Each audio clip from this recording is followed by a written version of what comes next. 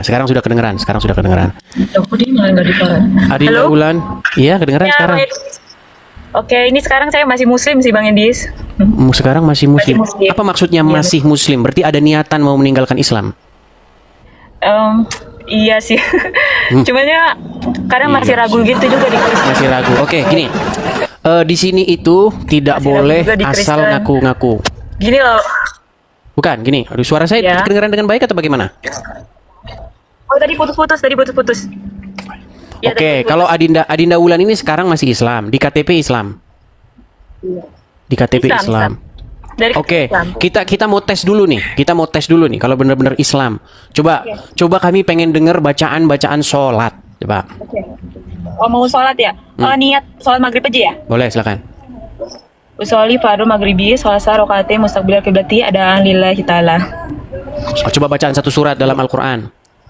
Surat Anas, qul a'udzu birabbinas malikinas ilahinas min syarri waswasil khannas allazi waswisu fi sudurinas minal jinnati wan nas. Mantap. Ini muslim asli, muslim. Ya, kami mau tahu nih, Adinda Wulan. Kenapa Adinda Wulan ini Iya. masih Islam dan sekarang sudah pengen keluar dari agama Islam? Gini loh Bang Edis, setelah saya pelajari mendalam tentang Al-Quran itu banyak banget yang saya raguin Bang Edis. Gitu. Dari pertama perkara itu ya, apa poligami saya di Islam itu saya benar-benar nggak setuju gitu. Tapi kenapa di Islam kok dibolehkan gitu? Sedangkan di Kristen kan harus punya istri satu gitu. Bagus gitu, ajarannya banyak lah tentang kasih. Itu saya suka. Banyak ajaran Islam yang saya suka. Maksudnya banyak ajaran Kristen yang saya suka. Tapi di Kristen juga saya ragu karena gimana ya? Selama ini kan saya tahunya kan Nabi Isa ini kan nabi utusan Tuhan. Tapi kalau saya untuk bilang kalau Yesus itu Tuhan gitu, itu kayaknya masih susah gitu buat saya Bang Edis. Tapi saya juga udah nggak percaya lagi sama Nabi Muhammad gitu. Sama Muhammad sudah Jadi tidak bingung percaya saya lagi. Baik. Tapi sebelumnya sering nonton channel Edis. Maaf banget itu. Saya sering Sebelumnya banget tontonin terus. sebelumnya senang Nontonin nonton. sih nontonnya. Oke. Lalu bagaimana? Apakah tidak mendengar penjelasan saya ketika kita membahas pengertian kata Tuhan seperti itu? Iya, sering ngedengerin juga sih. Kebetulan suami saya juga Kristen Bang Edis. Oh, Tapi suami saya Islam. Kristen. Tadinya Islam. Enggak sih, suami emang Kristen. Oh, suami emang Kristen. Iya. Murtad aja ya komen-komennya. Mau berarti suami sering ngajakin nobar ini berarti ya? Sering ngajakin nobar. Mau tidur tuh nonton Bang Edis terus gitu. Oh, iya. Tapi Iya, saya banyak yang sholat begitu. masih sholat gitu Bang Edis. Iya, banyak yang Masih begitu. sholat ke gereja juga, iya Bang Edis ke gereja juga, iya saya pernah sekali. Oke. Terus saya juga merasakan apa ya, merasakan damai gitu. Nggak ada tekanan di agama Kristen itu, nggak ada tekanan. Iya, Itu Bang Edis. Iya. Oke lah, ini namanya perjalanan waktu, Adinda Wulan. Jadi tidak semudah membalik telapak tangan begitu. Prosesnya panjang seperti itu. Mengenai saya belum bisa terima nih kalau Yesus itu Tuhan, Yesus itu Nabi, Yesus itu utusan. Begini Adinda Wulan, saya ini mungkin sudah ke 1000 kalinya menjelaskan tentang itu. Jadi di dalam agama Kristen, apakah Yesus itu adalah utusan? Jawabannya betul, Yesus itu adalah utusan dari Bapa di sorga. Apakah Yesus itu seorang nabi? Jawabannya betul juga, Yesus adalah seorang nabi. Apakah Yesus juga seorang Tuhan? Jawabannya betul juga. Nah makanya begini, kadang-kadang kita itu harus mengerti sebuah definisi kata-kata begitu. Karena Bible ini sebenarnya bukan bahasa Indonesia. Begitu juga dengan Al-Quran. Al-Quran juga bukan bahasa Indonesia. Jadi apa pengertiannya Muhammad, Nabi itu apa? Karena Nabi itu pada mulanya bukan kosakata bahasa Indonesia. Kata Nabi itu kata serapan, kata yang kita adopsi ke dalam bahasa Indonesia. Kata Nabi itu berasal dari bahasa Ibrani, dari kata Navi. Itu untuk laki-laki. Kalau untuk wanita, Neviyah. Begitu. Artinya orang yang melihat atau orang yang memandang apa yang terjadi di masa depan. Itu artinya Nevi atau pelihat. Itu secara literal artinya seperti itu. Apakah Yesus juga seorang nabi? Jawabannya iya. Yesus juga seorang nabi di dalam Bible. Tetapi jangan lupa bukan hanya sekedar nabi saja begitu. Nah, ini yang saya katakan tadi perlu yang namanya sebuah proses begitu. Iya. Jadi saya ini di tengah-tengah gitu loh Bang Edis, mencari kebenaran dari salah satunya itu. Saya juga mau hidup damai, mau tenang, mau ya ngikutin ajaran yang paling baik lah. Iya. Nah, itu agama terus Kristen. mengenai kata Tuhan nih, biar nggak susah-susah ya. Mengenai kata Tuhan. Tuhan itu kan sebenarnya bahasa Indonesia. Nah, di dalam bahasa aslinya, di dalam bahasa di Bible, itu kata kurios. Itu kalau diterjemahkan ke dalam bahasa Inggris itu menjadi Lord. Atau dalam bahasa Jawa menjadi kata Gusti. Apa maknanya? Lord atau kurios atau Gusti itu artinya adalah sesuatu apapun atau seorang yang kepadanya kita itu menaklukkan diri. Begitu. Jadi maksudnya begini, setiap orang harus menerima Yesus sebagai kuriosnya, sebagai Lordnya. Kedengeran? Iya, Bang Edi. Ya kedengeran Bang Edi. Ada yang mau saya tanyakan sih. Apa itu? Kan Yesus itu kan mengorbankan diri dia di salib itu kan untuk mengampunkan dosa manusia kan. Betul. Tapi kenapa kalau misalkan dia memang seutuhnya Tuhan, kenapa harus dia mengorbankan badan dia sendiri untuk diampunkan sama diri dia gitu? Kalau emang dia mau ngampunin dosa manusia, kenapa nggak dengan cara dia yang baik aja, nggak perlu ada ditumbalkan manusia yang ditumbalkan gitu loh, Bang Edis? Berarti nggak? Jadi nggak perlu dia capek untuk turun jadi manusia terusnya disalib gitu. Kenapa nggak ya dengan cara yang lain gitu? Terusnya kenapa harus ada Trinitas juga? Kenapa Tuhan itu nggak satu? Kan Tuhan itu kan Esa. Tuhan itu kan cuma satu. Bang Edis, kenapa harus ada Trinitas? Ya, makanya begini. Ketika kita tidak memahami sebuah kosakata, ya makanya kita buntu kita. Begitu. Jadi ini udah sering saya bahas berulang-ulang, tetapi memang kadang-kadang ya barusan saya juga tadi ngomong juga Adinda Wulan juga tidak memahami apa yang saya jelaskan begitu. Jadi sulit begitu. Soalnya kadang masih belum pas aja gitu Bang Edis, masih belum yakin. Iya, makanya bersabar ya, belajar dulu lah. Kalau ketika saya jelaskan juga tidak nyimak ya, saya juga jadi agak berat gitu menjelaskannya. Begitu. Ya, tapi kalau Nabi Muhammad, dia kan utusan gitu, dia nggak mengaku diri dia Tuhan kan. Dia kan bilang kalau Tuhan itu cuma satu, jangan nyembah manusia selain Allah gitu Bang Edis. Nah itu bagusnya di Islam, itu yang aku suka itu, kita langsung suruh menyembah Allah. Ya, jadi begini, makanya seandainya Adinda Wulan sering nonton channel saya, itu saya sudah sering mengatakan bahwa Muhammad itu adalah Tuhan. Coba tanya sama saya percaya nggak Muhammad itu Tuhan? Iya, saya percaya Muhammad itu Tuhan. Muhammad itu Tuhan, Tuhannya orang Islam gitu. Makanya tadi sudah berkali-kali saya bilang, apa sih Tuhan itu gitu. Cuman Adinda Wulan tidak menyimaknya. Jadi saya utusan kan Bang Edis. Ya. Oke lah, nanti belajar dulu ya seperti itu. Oke ya. Saya turunkan ya, Adinda Wulan ya. Oke, saya turunkan. Dewinta Caniago, silakan nyalakan kamera Dewinta. Oke Bang, bentar ya. Ya. Kalau Caniago berarti Padang ya? Iya, saya Minang. Minang ya, silakan nyalakan kamera. Ini gak harus full muka, nggak apa-apa. Oke, Islam atau Kristen? Saya Islam Bang. Ini saya nggak ada maksud buat ngejelekin atau apa. Saya cuma pure mau nanya. Saya nggak tahu mau nanya siapa karena teman saya yang Kristen juga nggak bisa jawab.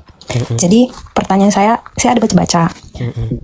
Dari 12 murid Yesus yang berjumpa langsung dengan dia, yang saya baca hanya 2 yang mengakui bahwa Yesus itu adalah Tuhan. Yang pertama adalah Petrus dan Thomas. Kenapa murid-murid yang lain seperti Yakobus itu yang disebut sebagai saudara Yesus itu tidak mengakui atau tidak menyatakan secara langsung Yesus itu adalah Tuhan? Itu kenapa ya Bang? Baik, saya akan tampilkan Yohanes pasal yang ke-13 ayat 13. Saya tampilkan Yohanes pasal yang ke-13 ayat 13. Ini keseluruhan murid-murid ya, bukan 1 atau 2 seperti yang barusan Anda utarakan. Yohanes pasal 13 ayat yang ke-13. Tapi sebelum ke-13, saya mulai dulu dari ayat yang ke 10 ya. Jangan 10, nanti terlalu ini. 6 aja ya. Maka sampailah ia kepada Simon Petrus. Kata Petrus kepadanya, "Tuhan, engkau hendak membasuh kakiku?" Jawab Yesus kepadanya, "Apa yang kuperbuat, engkau tidak tahu sekarang, tetapi engkau akan mengertinya kelak." Kata Petrus kepadanya, "Engkau tidak akan membasuh kakiku sampai selama-lamanya." Jawab Yesus, "Jika aku tidak membasuh engkau, engkau tidak mendapat bagian di dalam aku." Kata Simon Petrus kepadanya, "Tuhan, jangan hanya kakiku saja, tetapi juga tangan dan kepalaku." Kata Yesus kepadanya, "Barang siapa telah mandi, ia tidak usah membasuh diri lagi, selain daripada membasuh kakinya, karena ia sudah bersih keseluruhannya. Juga kamu sudah bersih, hanya tidak semua. sebab ia tahu siapa yang akan menyerahkan dia. Karena itu ia berkata, tidak semua kamu bersih. Sesudah ia membasuh kaki mereka, ia mengenakan pakaiannya kembali dan kembali ke tempatnya. Lalu ia berkata kepada mereka, mengertikah kamu apa yang telah aku perbuat kepadamu? Nah ini, kamu menyebut aku guru dan Tuhan. Dan katamu itu tepat. Memang akulah guru dan Tuhan. Jadi kata-kata ini mengkonfirmasi bahwa yang menyebutkan Yesus sebagai guru dan Tuhan itu bukan 1-2 orang saja. Cuman masalahnya begini, masalahnya pembaca-pembaca, terutama Anda dan juga orang-orang yang lain tidak mengerti Tuhan itu apa. Karena mereka ini nggak pakai bahasa Indonesia. Waktu mereka ngobrol ini pakai bahasa Indonesia nggak? Enggak.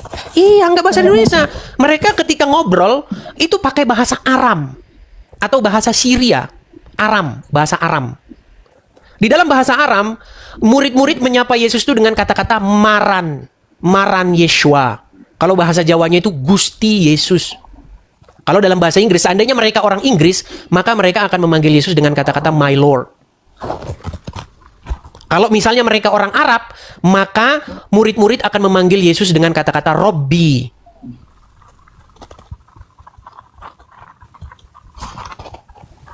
Ini yang tidak dimengerti. Makanya ketika kalian berkata Yesus itu Tuhan, bukan berarti Yesus itu Bapa di sorga. Tidak. Yesus bukan Bapa di sorga. Bapa di sorga mengutus Yesus. Bahkan Yesus katakan, Bapa yang mengutus aku lebih besar daripada aku. Lebih besar daripada segalanya. Masalahnya bukan masalah itu. Masalahnya begini. Mengertikah kalian pengertian kata Tuhan itu atau Lord atau Rob itu? Atau Gusti itu? Gusti itu adalah sebuah sapaan. Sama seperti sekarang pun umat Muslim yang Islam-Islam atau misalnya orang Jawa lah, memanggil yang duduk di singgasana itu juga Gusti. Gusti dalam. Gusti siapa? Gusti Ratu siapa? Gusti. Tetapi yang di langit sana juga dipanggil Gusti. Gusti itu artinya panggilan kepada seseorang atau sesuatu yang memiliki otoritas. Jadi Bapa di surga Gusti. Yesus juga Gusti. Sama-sama Gusti. Sama-sama Tuhan. Sama-sama Lord. Sama-sama Rob. Artinya apa? Kepadanya kita menaklukkan diri. Makanya kalau saya ditanya, apakah setan juga Gusti, apakah setan juga Tuhan? Iya, kalau kita menaklukkan diri kepadanya, maka dia jadi Tuhan kita. Dia jadi yang punya otoritas atas kita. Ketika kita dikendalikan oleh setan, ketika kita dikuasai oleh setan, sehingga kita takluk kepadanya, maka setan itu jadi Lord kita. Jadi Tuhan atau Tuhan kita, jadi Gusti kita. Nah, manusia tidak boleh menjadikan setan, menjadikan Muhammad, menjadikan Allah sebagai Tuhan, sebagai Gusti. Yang harus dijadikan Gusti, Bapa di sorga, Tuhan Yesus, dan Roh Kudus. Begitu. Saya tidak tahu kalau Anda tidak paham-paham juga. Sakit kepala. Karena ini udah sering. Ini udah termasuk hal yang paling sering saya katakan. Tapi saya tanya dulu, paham nggak yang saya katakan? Sebenarnya saya paham, tapi nggak sepaham Anda. Karena saya juga orang di luar dari agama Kristen. Nggak mungkin saya langsung paham apa yang Anda bilang. Cuman pertanyaan saya tadi, Abang jawabnya terlalu panjang ya. Jadi saya nggak terlalu masuk. Biar saya simpelin lagi jawabannya. Dan tolong Abang jawabnya singkat aja. Ini saya benar-benar cuma pengen cari tahu. Karena saya juga sebenarnya tertarik. Kenapa ada pertanyaan Kristen? ini? Karena Tertarik pengen jadi Kristen? tertarik belajar dulu sebenarnya. Oh, belajar dulu. Nggak apa-apa. Ada step-step. Karena kan Silakan. hidayah bisa datang dari mana aja. Pertanyaan ini karena saya belajar sebenarnya. Dan teman saya nggak bisa jawab Bang. Makanya saya udah DM kamu. Cuman belum dijawab ya, mungkin lagi sibuk. Saya baca, ini entah benar atau salah. Tolong Abang koreksi. Yang saya tahu dan yang saya baca, Yakobus yang disebut sebagai saudara Yesus memimpin jemaat di Yerusalem. Kenapa dia bilang, dia mengakui bahwa ini di Taurat ya Bang, dia mengakui bahwa Yesus itu adalah Mesias, tapi Mesias yang bukan dianggap seperti di Kristen yang sampai menyandingkannya dengan Tuhan, yang menyamakan dengan Tuhan. Dia percaya Yesus adalah Mesias, tapi sebagai utusan Tuhan dan bukan Tuhan. Itu kenapa ya Bang? Ya, sebenarnya semuanya itu jelas kalau kita paham. Jadi di dalam Bible itu ada Tuhan, hurufnya besar semua. Kalau kita buka LAI, ada dia Tuhan hurufnya gede semua itu. T-nya besar, U-nya besar, H-nya besar, A-nya besar, N-nya besar. Ada Tuhan yang cuma T-nya aja huruf besar. Itu beda itu.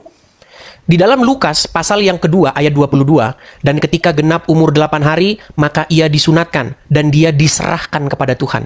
Yesus yang Tuhan diserahkan kepada Tuhan. Ini kalau orang yang saya katakan nggak pernah belajar, nggak pernah mengerti pengertian kata-kata, memang bingung. Memang Yesus bukan Tuhan dalam pengertian Yesus bukan Tuhan Bapa itu. Makanya kata Tuhan tuh ditujukan kepada siapa dulu. Sama kayak gini loh. Saya hari ini mau makan sama presiden. Presiden itu siapa? Prabowo kah? Putin kah? Siapa di situ? Makanya di dalam Bible ketika ada kata Tuhan, kata itu siapa? Ditujukan kepada siapa? gitu loh.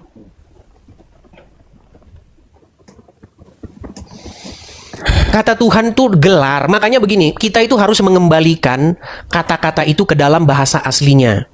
Karena kita ini lagi nggak bahas buku yang memang aslinya berbahasa Indonesia. Kita lagi bahas buku yang buku itu aslinya berbahasa Ibrani, berbahasa Yunani, berbahasa Arab.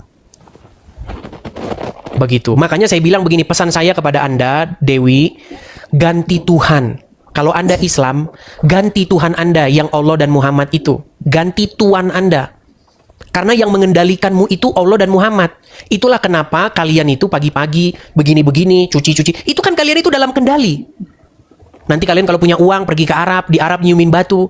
Yang buat kalian begitu tuh siapa? Yang buat kalian begitu tuh ya Allah dan Muhammad. Karena kalian itu menaklukkan diri kepada mereka. Ketaatan, ketundukan dan kepatuhan kalian serahkan kepada dua orang ini.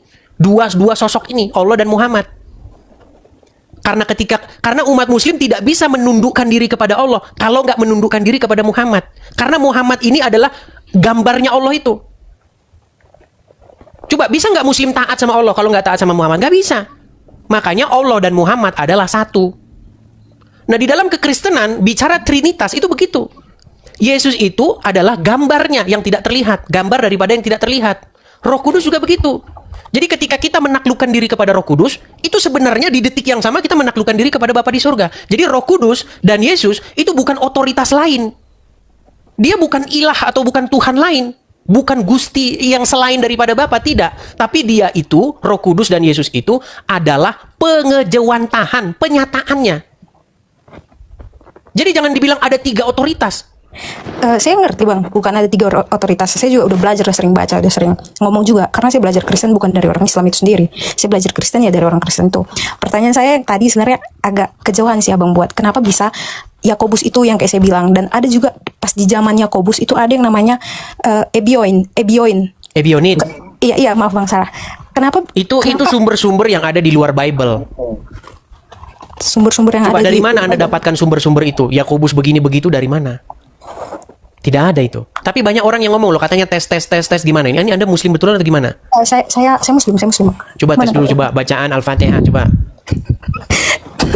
Auzubillahiminasyaitonirrajim. Bismillahirrahmanirrahim. Alhamdulillahirabbil alamin arrahmanirrahim maliki yaumiddin. Iyyaka na'budu wa iyyaka nasta'in. Udah cukup. Saya muslim cuman karena lahir muslim atau mualaf? Enggak, saya muslim. Saya orang Padang. Dari lahir. Mama Padang, Bapak Padang. Saya cuman karena tertarik, jadi saya ada ngepost ayat Alkitab di postingan saya. Jadi mereka mikir saya Kristen ya. Saya karena tertariknya sama Kristen, makanya muncullah pertanyaan-pertanyaan yang sebenarnya ini dasar menurut saya ya. Dan saya harus dapat jawabannya. Karena kan saat kita mengimani apapun, kita nggak bisa cuma iman aja. Kalau nggak terjawab di akal saya nggak bisa terima. Betul. Tapi saya mau tanya tentang keislamanmu. Apakah kamu sudah mulai ragu-ragu dengan agama Islam? Jawab jujur. Kalau dibilang ragu, ada beberapa hal yang buat saya ragu. Contohnya itu soal poligami. Saya dengar beberapa ustadz bilang seperti ini. Tapi itu sebenarnya nggak relate untuk di tahun sekarang. Yang dibilang ayat itu diturunkan pada saat untuk mengurangin istri-istri mereka pada zaman dahulu. Kalau dibilang untuk mengurangin, sekarang kan mayoritas tidak banyak istri ya. Kenapa ayat itu masih bisa dipergunakan dengan alasan bisa dibilang untuk medis. Misalnya istrinya nanti tidak bisa memberikan keturunan. Banyak hal yang nggak bisa diterima di ayat itu. Tapi begini, saya mau tanya dulu, siapa Dewinta. Sebelumnya sudah sering nggak nonton Edis TV? Dari ayah sih. Oh, dari terus, ayah. Iya, dari ayah. Terus saya dengar ada beberapa hal yang masuk ke otak saya. Makanya ini saya udah mengenai bagaimana Muhammad menyuruh wanita menyusui laki-laki lain? Itu belum, tapi ada beberapa hal yang abang bilang. Masih Islam. Tapi gini Dewi, kalau misalnya kamu menonton video saya secara utuh, saya bisa pastikan mustahil kamu jadi orang Islam lagi. Di situ saya ungkapkan bagaimana Muhammad dia berlaku masam kepada orang miskin. Iya, saya tahu itu. Iya. Tadi saya nonton soalnya. Nah, ketika kamu nonton seperti itu, bagaimana? Apakah masih ada iman kamu terhadap agama Islam? Saya tahu jawaban. Saya tahu jawaban itu. Di situ memang Nabi Muhammad. Saya bukan orang yang tahu agama ya bang, tapi itu saya tahu. Nabi Muhammad didatangi orang yang tunanetra itu mukanya berubah jadi masam. Di situ dia salah dan turunlah ayat untuk menegur Nabi Muhammad. Itu tadi saya ada baca juga. Oke, berarti Muhammad berdosa karena dia tidak seharusnya melakukan itu dan berarti Muhammad berbuat salah.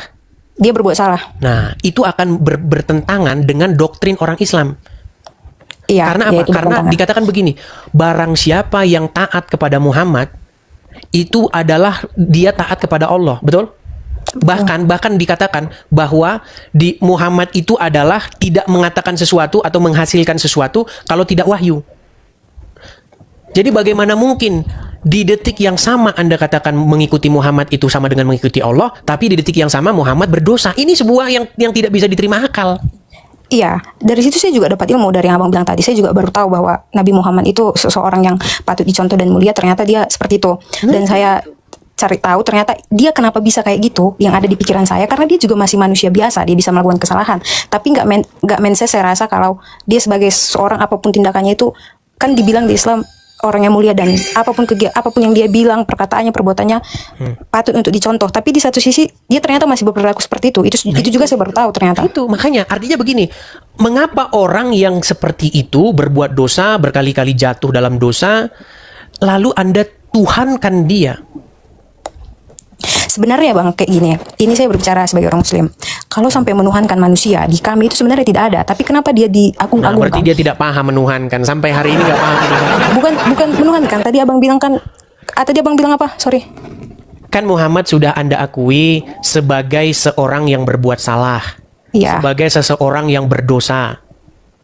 Bahkan Anda katakan dipertanyakan nih bagaimana ini diikuti, dijadikan suri toladan, betul? Iya. Nah, ketika Anda sudah mempertanyakan dia sebagai suri toladan, mengapa masih saja Anda menjadikan dia suri toladan atau mempertuhankan dia? Mempertuhankan itu maksudnya gini loh, menjadikan dia sebagai sosok yang kepadanya Anda mematuhkan diri Anda, menaklukkan diri. Justru karena itu saya belajar Kristen. Nah, udah makanya ganti Tuhan, ganti junjungan. Ganti suri toladan, ganti yang kepadanya Anda patuh taat. Itu maksudnya, menjadikan dia sebagai Tuhan itu. Menjadikan Bapa di surga sebagai Tuhan, bukan melantik dia jadi sang pencipta. Nggak ada gunanya kita melantik seseorang jadi sang pencipta. Karena sang pencipta itu tidak bisa kita lantik. Kalau dia sang pencipta, dia akan terus sang pencipta. Makanya kita tidak bisa ganti yang menciptakan kita. Tapi kita bisa ganti siapa Tuhan kita. Contoh, apakah Anda bisa mengganti siapa yang melahirkan Anda? Enggak. Apakah Anda bisa mengganti siapa pencipta Anda? Tidak bisa. Tidak bisa. Bisa nggak Anda ganti Tuhan Anda? Kalau keyakinan kita berbeda mungkin bisa ya, karena Tuhan di setiap orang berbeda. Iya. Jadi kalau orang Islam masuk Kristen, Tuhannya diganti itu, tapi penciptanya nggak bakal bisa diganti. Iya. Makanya kita ini jangan pusing ngikutin, memikirkan siapa pencipta. Itu nanti debat kusir. Debat kusir nanti. Muslim mengatakan yang menciptakan kami adalah Allah. Orang Kristen nanti mengatakan yang menciptakan kami adalah Bapa di surga. Nanti sini mengatakan yang menciptakan kami ini. Kita debat kusir. Ini kenapa dia bilang saya pembohong ya? Mereka mikir saya Kristen kah? Tadi kita sudah tes teman-teman. Dia sudah baca Al-Fatihah, sudah baca ini, dia muslimah teman-teman. Foto Mama Secaniago. Coba bahasa Padang dulu coba. Bang, saya tinggal di Sumatera Utara, Tanah Karo. Jadi saya lebih fasih berbahasa Karo. Oh begitu. Jadi udah lahiran sana ya? Ya udah lahir di sini. Bahkan pulang ke Padang yang nggak pernah. Bahkan udah nggak pernah ke Padang. Tapi dia muslimah ini. Muslim. Caniago ya? Iya.